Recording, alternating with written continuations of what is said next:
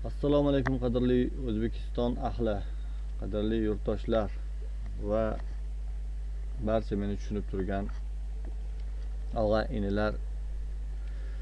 Xo'p, darsligimizni boshlaymiz. Sizlar bilan avvalgi darsligimizda mana bu xonani interyerini qilayotgan edik va bizni keyingi qiladigan ishimiz trimoni yasash edi.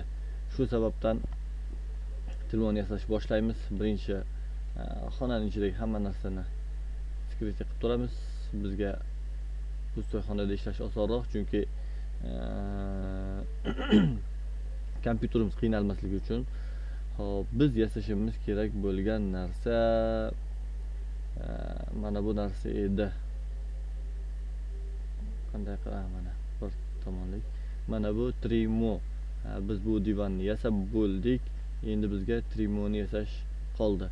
Trimoni taxminiy o'lchamlari 1.10, 1.20, 1.30 atrofidagi kenglik va mana bunda ikkita tumba va oyna. Yengilgina. Shuni birgalikda yasab chiqamiz.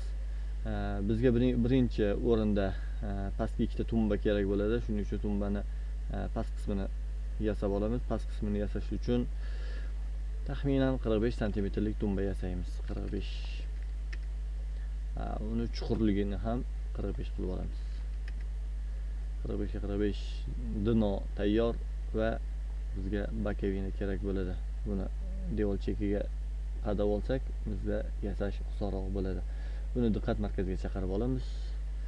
Ana endi bizga bakavina kerak bo'ladi. Trimoni odatda umumiy balandligi 85 santimetrdan oshib ketmasligi kerak. 80 santimetr eng yaxshi razmer bo'ladi. Shuning uchun 80 santimetrdan biz tepasidagi mana bu yerini chiqarib tashlaymiz. Bu yeri o'rtacha 20 yoki 15 santimetrni tashkil qiladi. Bundan biz minus qilamiz 20 santimetr va yana minus qilamiz 3 santimetr где-то laminat uchun 57. Keling 55 qilaylik. 55 va uni chuqurligini esa 45 santimetr qilib belgilab oldim. Menga shu raqam qandaydir yoqdi. Xo'p. Dinodan kopirovka olib tevasiga chiqazib olamiz. Kopirovka olishni avvalgi darslarda hammasi aytib o'tganman. Yana bir marta aytib o'taman. Chiqonchani chap tomonini bosib turgan holatda qo'yib yubormasdan o'ng tomonni bitta bosamiz, ana narsasi o'zgardi turishi. Endi bu tevaga chiqmaydi, chunki tevada detal bor. Yonga suradigan bo'lsak, mana yonga chiqishi mumkin. Agar tevaga tortmoqchi bo'lsangiz, alt knopkasini bir marta bossangiz bu chiqib oladi. Bizga qutisi tayyor tumbuchkamizni va bizga endi teva tomoni kerak bo'ladi. Biz bu qutini gruppaga qo'shib olamiz, gruppovat va bundan kopirovka olib teva qismini ham yasab olamiz. Teva qismi o'rtacha 20 santimetr balandligi, eniga esa keling 1.20 deb belgilaymiz va biroz eniga kichikroq bo'lganligi uchun mana bu yerda mana qarang, biroz kichikroq teva tortmasi. Shuning uchun teva tortmasini biz 43 santimetr deb 42 santimetr deb belgilaylik. Keling mana 42 santimetr. Endi bu tumbasi bu tarafda, bu o'rtada turadigan bo'lsa qandaydir o'xshadimi yoki o'xshamadimi? Biroz teva tomoni kattaroq o'xshab ko'rinyapti mendagi chizmaga qaraganda, rasmga qaraganda. Keling shuni 18 qilib belgilaylik. 18. Shunda eng teva qismi yerdan 75 santimetr tevalikda turibdi. Bu trimo uchun normal holat. Bunga tagiga noshka qo'yadigan bo'lsak, bu yana biroz ko'tariladi. Mana shu holatda yasab olsak chiroyli ko'rinishga ega bo'lar ekan. Hop, birinchi tumbuchkamizni ikkinchisini o'chirib tashladim. Chunki birinchisidan biz kopirovka olamiz. Bizga birinchisini yasab olish kerak bo'ladi. Bizga buning uchun tortma kerak. Birinchi o'rinda element bo'limidan korpus bo'limiga biz sizlar bilan elastik tortmalarni, tandem hamda salaskalik tortmalarni yasagan edik. Men bu yerga salaskalik tortma qo'yishni xohladim. Keling, shu yerga salaskalik tortma qo'yamiz. Bu detalimizning materiali kashmirdan berayotgan edik. Shuning uchun kashmirni berib qo'yamiz. Hop, tortmani teva tomonga qadagan holatda qo'yib oldim. Endi bizga yuza qismi kerak bo'ladi. Alohida detal olamiz va uni frontalniy tomoniga qo'yamiz va sekin astalik bilan buni ichiga to'ldiramiz. Mana umuman zazor qolmagan holatda ich qismiga o'rnida shift bilan korpusni tanlab, korpusni oldi tomoniga tekis qilib olamiz. Menimcha yuza yana 1-2 mm ichkari kirib turgani yaxshi. Shuning uchun buni pozitsiyasidan orqa tomondan -2 mm qildik. Ana endi bu ko'rib turganingizdek 2 mm ichkariga kirdi korpusdan. Endi yonlarga zazor beramiz. Balandligidan -6 mm, ya'ni pastidan 3, tevadan 3 va o'rtada yuzasi ham bor edi. Uning uchun ham -3 qilamiz. 54.1. Yon qismidan ham -6 mm. Ana endi bizda ikkita yon uchun 6 mm, teva uchun 9 mm zazor paydo bo'ldi. Tevasidagi yuzasini 12 cm deb belgilab olsak, -12 42.1. Endi tevasiga biz 12 cmlik yuza olamiz. 12 cm. Eniga tegmadik. Shu yuzani o'zini tevaga ko'taramiz. Va buni 3 marotaba strelka yordamida o'ng tarafga buramiz. 1, 2, 3 va 3 marotaba pastga strelkadan 1, 2, 3. Endi 3 mm dan hamma tarafda zazor bo'ldi. Buni ham xuddi shunday. 1, 2, 3 tevaga, 1, 2, 3 o'ngga. Mana bizning yuzamiz va eshigimiz teng qismda joylashdi.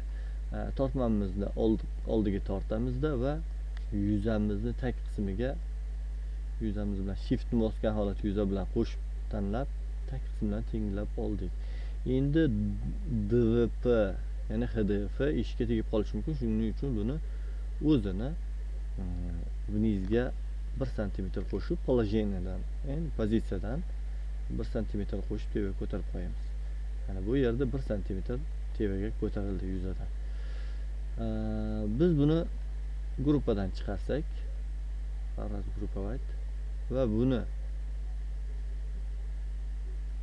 gruppadan chiqarganimizda salaskamiz yon qismlari korpus bilan qoldi. O'zi esa yuzada alohida tanlovli turibdi. Endi yuza bilan qo'shib shift knopkasi bilan qo'shdik.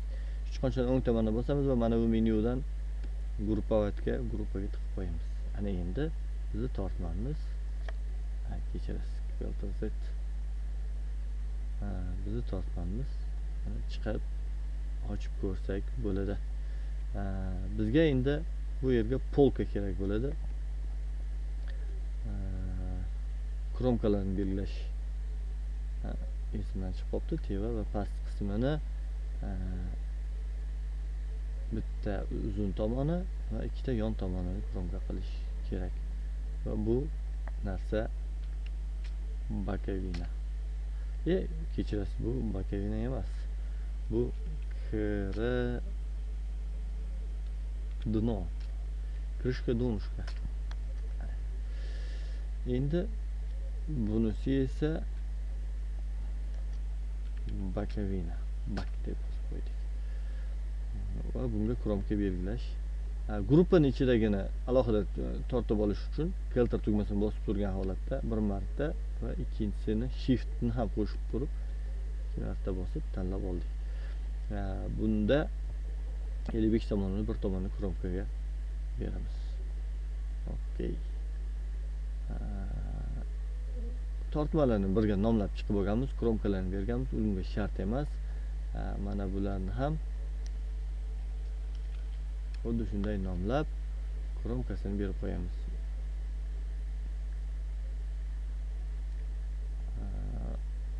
Bokovinasini ham. Bitta kromkasi, bitta 14.8 tomoni kromka va buni nomi bak deb beramiz. Xo'p, eshigimizga materialni kashmirdan berib qo'yamiz. Endi polka kerak bo'ladi bizga. Keradondan mana bunday qilib bitta kopirovka oldik va buni chuqurligini 40 cm qilib bersak ham bo'ladi. Endi eshikka tegmayapti. Eshik bilan markazga joylashtirsak polka joyiga tushdi. Endi buni yon chetida ham kromkasi bor. Shuning uchun buni kromkasini nomini polka deb nomlaymiz. Kromkasini esa hozir men bu tomoniga emas, mana bu tomoniga bitta 41.8 tomoniga, ya'ni mana shirinasiga kromkani belgilab qo'ydim. Hozir menda razmer 45 ga 45 bo'lganligi uchun mana bu yerda bu taraf ikkita, bu tarafi bitta bo'lishi kerak ekan. Mana bu glubina, ya'ni chuqurlik tomoni. Ya'ni mana bu tomoni, bu esa shirina, ya'ni mana bu qismi ekan. Hop, bizning birinchi sumbochkamiz tayyor. Endi bunga ruchka qo'yishimiz kerak. Ruchka qo'yamiz va tevar qismini ham keling tayyorlab olamiz.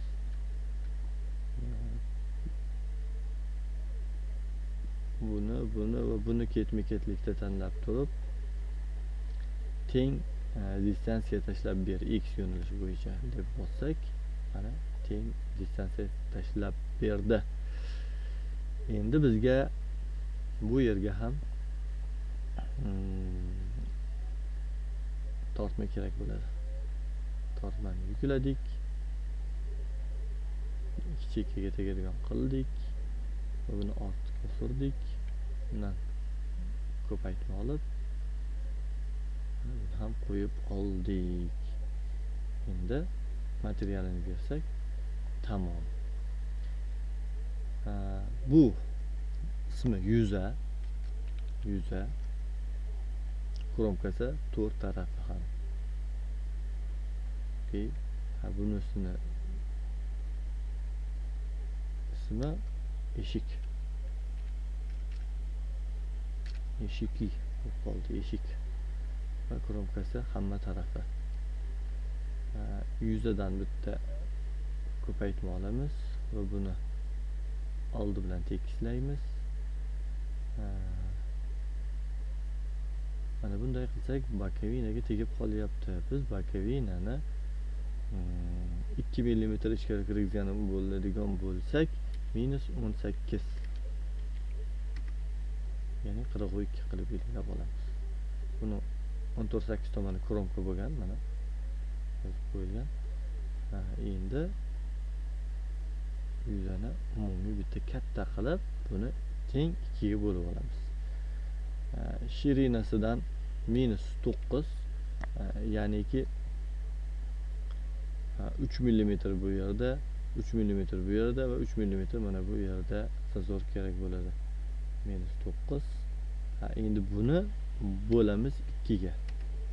58 lik tortma. Balandligi bisotasidan ham 6 mm olib tashlaymiz. Tag qismidan 3 mm, teva qismidan 3 mm. -6.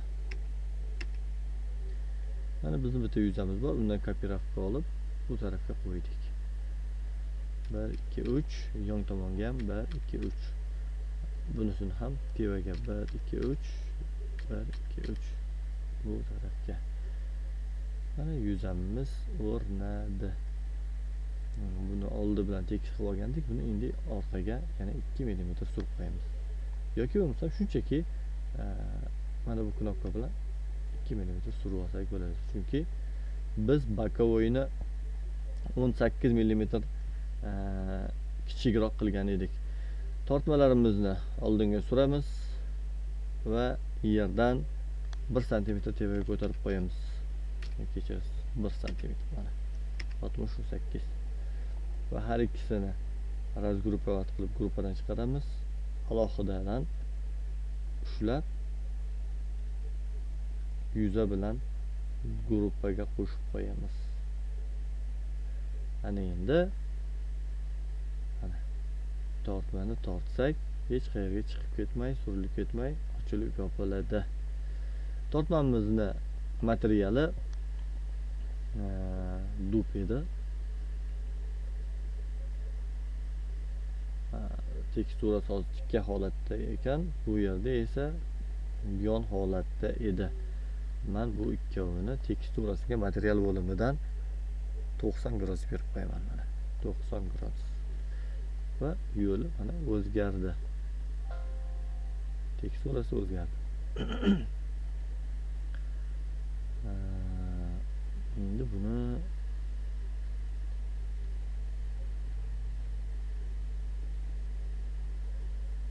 mana bu tumbani guruhga qo'shib buni ikkinchisiga qo'yib olaman. O'rtasida o'rtacha plus 60 cm bu yerga emas ekan, mana bu yerga pozitsiyaga plus o'rtacha 60 cm joy qo'shadigan bo'lsak, mana bu holatga keldi. Endi buni mana buni ham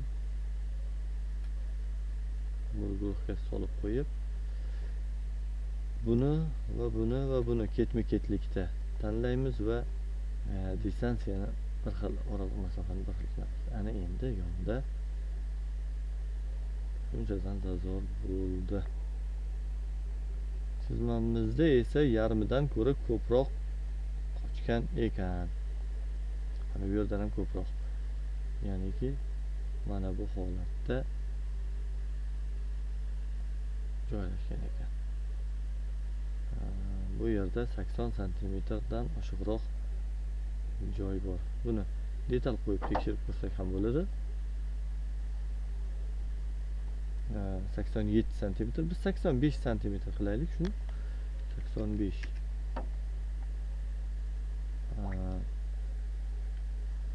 Ana endi shift knopkasi bilan ketma-ketligida tanlab, distansiyani x yo'nalishi bo'yicha bir xil qilamiz. Mana. Endi biroz o'xshadi. Bizga ruchkalar kerak bo'ladi.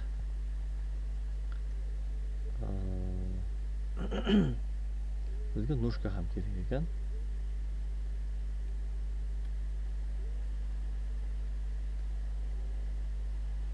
Barchasini 1.6 cm tevaga ko'tarib oldik va noshkamizni keling 7 cm ga 7 cm beramiz, chunki undan kichik detalni stanogimiz kromka qila olmaydi.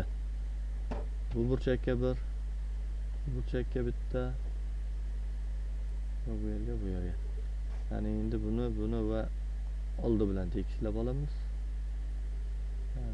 Mana buni va buni yon tomoni bilan tekislab olamiz. Bu o'zi esa burchakda edi. To'rttasini guruhga solib, bundan ko'paytirmani mana bunga ham olamiz. Buni va buni rangini qora bersak, shunda mana bu qora oyoqlari o'xshadi. Menimcha o'xshadi. Endi bizga boyatdan bir takrorlayotgan ruchkamiz kerak bo'ladi. Ruchka bizda mana 128 lik ruchka bor. Buni birgalikda yasagan edik darslikda. Hop, Z yo'nalish bo'yicha buni 90 gradusga o'girib, yon taraflama bitta bu yerga, bitta bu yerga, bitta mana bu yerga, bitta bu yerga. har birini yuza bilan teng markazga joylashtirib chiqamiz.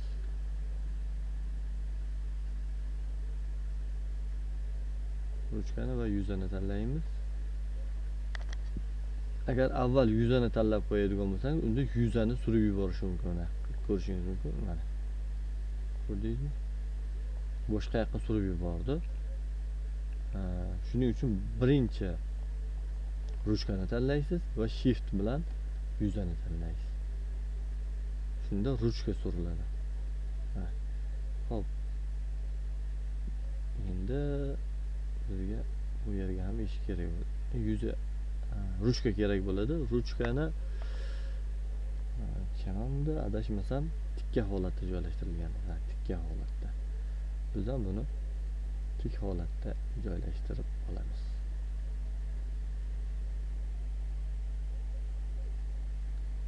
Buni eshik bilan markazga joylashtirdik. Mana bular birinchi ortga yurib bo'lgan. Endi bizga oynak kerak bo'ladi. Oynak uchun detal olamiz. Devorga joylashtirdik. Detalni razmeri где-то bu 120 bo'ladigan bo'lsa 20 bu yoqda, 20 bu yoqda, o'rtacha 80. Juda 20 ga ham o'xshamayapti. Keling 90 qilaylik. 80 sal kichikroqqa o'xshab turibdi menga. 90 va balandligini ham 90 va tevasida plus 8 cm qo'shib bilan 98. Buni markazga joylashtirib oldik. Bunga esa kashmir rangini beramiz.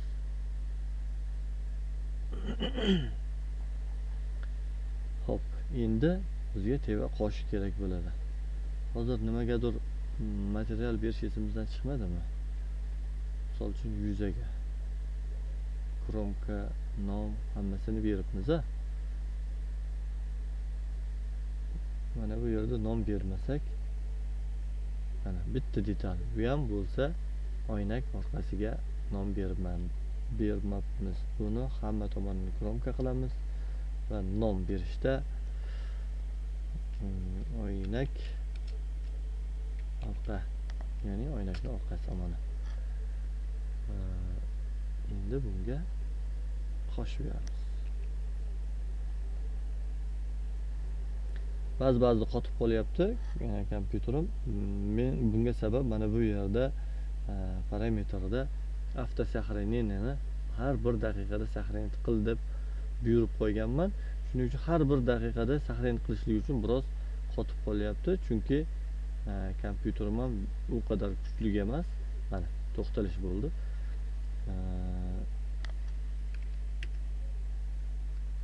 Kompyuterimga biroz nagruska kelyapti.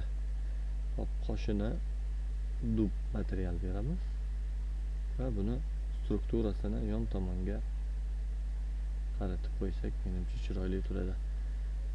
Yon tarafiga ham aylantirib glubinasini 7 cm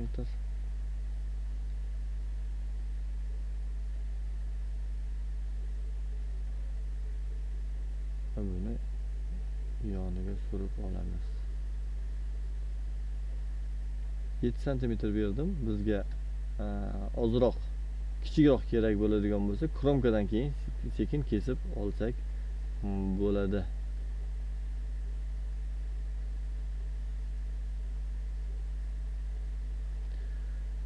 Buni guruhga tiqib, markaz tevasiga va markazga joylashtiramiz. Mana bu holatda joylashdi. Bu yerga led chiroq qo'yamiz va endi bizga oynak kerak bo'ladi. Oynak uchun ham hozir bularning ham nomi oynak orqa bo'lib qolgan. Biz buni nomini shapka deb bersak ham bo'ladi.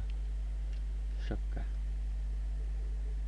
Va hamma tomoni kromka bo'lishi kerak. Endi bizga oynak kerak. Oynak uchun shu oddiy yog'och detaldan olamiz va buni razmerini 80 ga 80 deb belgilab olamiz. Mana bu yerda 0 kam bo'lib qoldi va chuqurligi 4 mm. Endi buni material bo'limimizdan LDSPdan chiqamiz. Stiklo oyna bo'limidan zerkalani tanlab berib qo'ysak bo'ldi.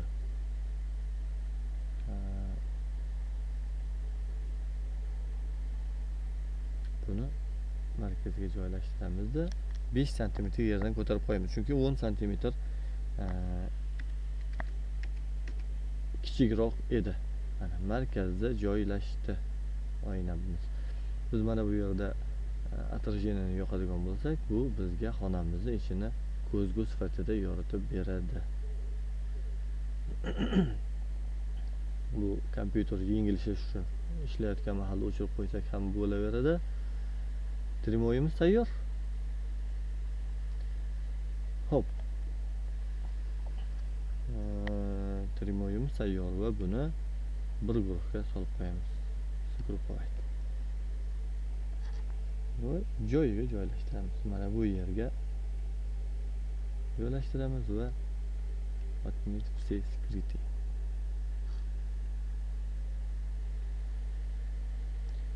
Ana endi biroz kompyuterga og'ir bo'ladigan bo'ldi. Ham ekran zapisi, ham mana bunday ko'pgina detallar bilan birgalikda ishlash kompyuterga nagruza kelishni boshladi. Endi biz buni klientga ko'rsatishimiz kerak. Chizgan narsamiz yoqdimi, yo'qmi, shuni bilishlik uchun klientga ko'rsatishimiz kerak. Mana bu holatda ko'rsatishimiz kerak bo'ladi. Buning uchun men render qilishni ham ko'rsatib o'taman. Bizga kamera kerak bo'ladi. Kamera joylashtirish uchun xohlagan joyimizga bir detalni qo'yamiz va uni kichikroq shaklga keltirib olaylik. Misol uchun 1 cm ga 1 cm va u yerdan o'rtacha 1,5 cm, 1,5 metr. Ya'ni odam yuzi, ko'zi joylashadigan joy 1,60, 1,50 joyda joylashgan. Mana shu yerga joylashtirib oldik. Endi buni diqqat markaziga chaqiramiz. Bizga bu kamera vazifasini bajarib beradi. Qaysi tomonga aylantiradigan bo'lsak, shu biz qo'ygan detal atrofida aylanadi. Rakurs mana shu holatda edi. Ana endi biz bu detalni o'chirib tashlashimiz mumkin. Mana o'chirib tashladik. Detalni o'chirib tashlaganimiz bilan diqqat markazi o'sha detal o'chgan joyda turaveradi. Endi biz render berishimiz kerak bo'ladi. Bizga render berishligimiz uchun atrijinini yoqishimiz kerak. Atrijini va svet bo'limidan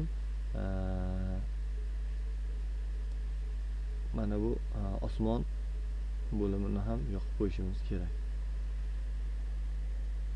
Osmon bo'limini yoqsak, hozir ko'chada deraza ortida osmon paydo bo'ladi. Ya'niki yaylov qo'ygandik. Biroz kuting deyapti televizorimiz, monitorimiz. Atrijini esa nimagadir osmonni bermadi. Renderda ko'rsatishi mumkin balki. Endi bizga chiroqni ham yoqish kerak. Chiroqni yoqishimiz uchun mana bu knopkadan foydalanamiz. Mana bizning bu ledlarimiz ham, mana bu chiroqlarimiz ham yondi. Endi bizga Keray render kerak bo'ladi. Keray renderini topishlik uchun instrument bo'limidan mana bu Kerayni bosganingizdan keyin bu avtomatik mana bu yerga chiqadi. Yoki o'rtada bo'lib qolishi mumkin. Men mana bu yerga olib qo'yganman. Keray bo'limidan endi 360 gradus yoqqan holatda kamerani chiroyli joyga joylashtirib, o'zingizga kerakli kачествоni tanlasangiz bo'ladi. Menga Meni monitorim 1920 ga 1080 Full HD monitor bo'lganligi uchun shu razmerdan foydalanaman ko'proq. Render beramiz va biroz kutamiz. Albatta sizni mana shu yerda protsessoringiz ga nagusa kelishni boshlaydi. Protsessor qancha ko'p iplarga ega bo'lsa, ya'ni yadro emas, ip potoklarga ega bo'lsa, shu potoklar tezroq render qilishimizga sababchi bo'ladi. Mana bu yerda hamma kerak detallarni eksport qilyapti va bu tugagandan keyin jarayon boshlandi. 4 bo'limdan iborat va mana bizning piksellarimiz ochib chiqyapti. Mana bunday 360 gradusda hamma tarafni sekin astalik bilan ochib chiqyapti.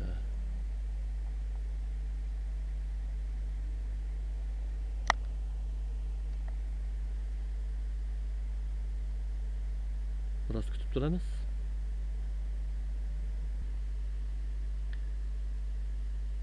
Hop, bizni renderimiz o'z nihoyasiga yetdi.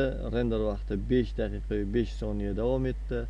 Men bu vaqt davomida videoni pauza qilib qo'yib turdim va bizda render jarayoni tugadi. Hop, buni ko'rishingiz mumkin. Mana bunaqangi hech kimga yoqmaydigan tasvir yuzaga chiqib keldi. Endi biz buni birlashtirishimiz kerak bo'ladi. Mijozga ko'rsatishimiz uchun bu bo'limdan сохранitni bosamiz, сохранить knopkasini va рабочий stolga nom beramiz. Misol uchun ismim bilan Islomjon.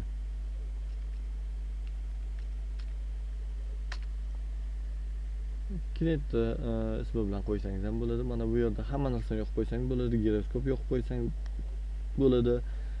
Stereo yoqib qo'ysangiz bo'ladi. Hamma kontrollarni yoqib qo'ysangiz bo'ladi. Menga hozircha bular shart emas. Giroskop telefonida ko'rayotgan mahalda xonani aylantirib atrofga qaratganda shuni ko'radigan narsa. Giroskop hamma ko'pchilik tushunadi.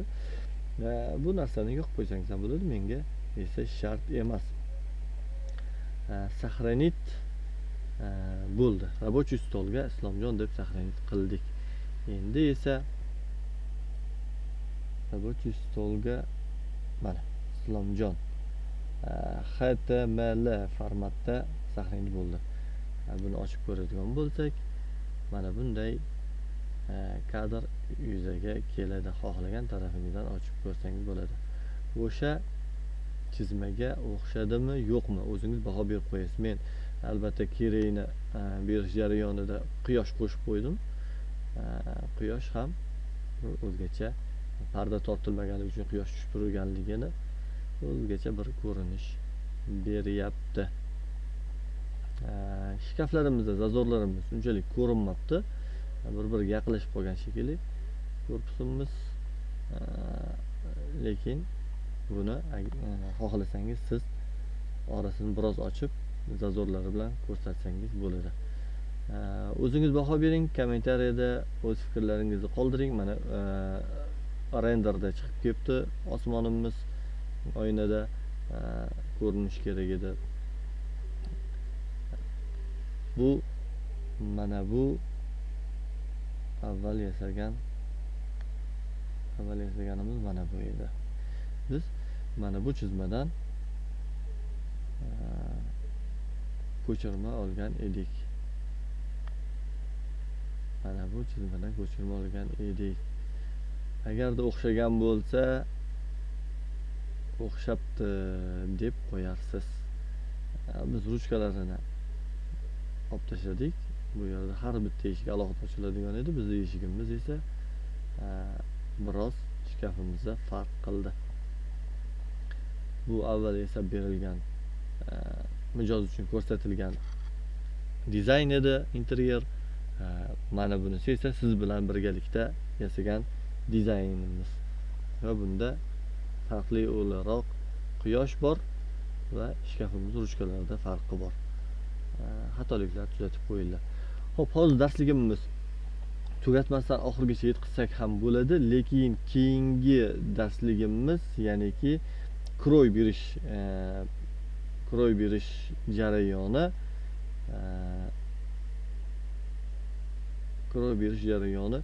alohida mavzu bo'lganligi uchun bunisini videoyimizni, darslikni ajratishimizga to'g'ri keladi.